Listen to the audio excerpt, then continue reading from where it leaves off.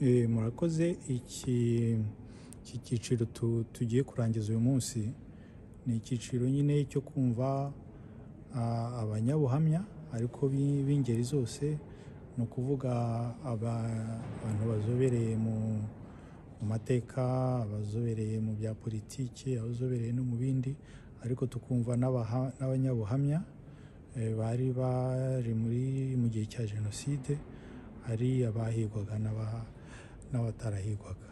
Hanyuma mwagiye mubona yuko ku mpande zose twahabwaga umwanya wo kubaza ibibazo. Ubu rero nidusoza kumva abanyabuhamya b'ingeri zose nk'uko nababwiye, azakurikiraho procureur niwe umushinjabyaha, niwe urebye, niwe nyiri urubanza kuko ni nawe wakoze iyi dosiye, ni nawe wateguye ibiregwa.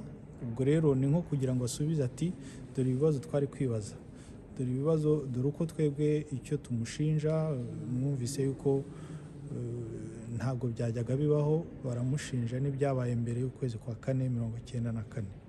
Baramushinja nako barabashinja bariya babiri ibyabaye cyagiye bica bucyana mu kwezi kwa 2 1994. Barashinja ibirebana no gufata abagore ku ngufu, nabyo ntabwo byajyaga bikunda kubaho. Mbese ni nko gusubiza ati dore ibibazo nibajije mpereye ku makuru nakusanyije yabari abakoze ankete y'uwitwa juge d'instruction, niwe ushinzwe gukusanya amakuru ya ankete.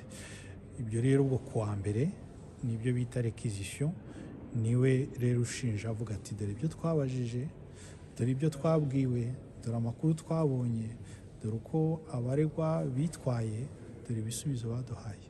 Ubwo rero kuwa mbere niwe uzavuga ati ibi twabareze birabahama. Hari nubwo bijya bibaho ko procureur avuga ati iki kibazo ngikuyemo. Ubwo rero tuzareba uko bimeze, hanyuma natwe bazahera kubunganira abaregera indishyi.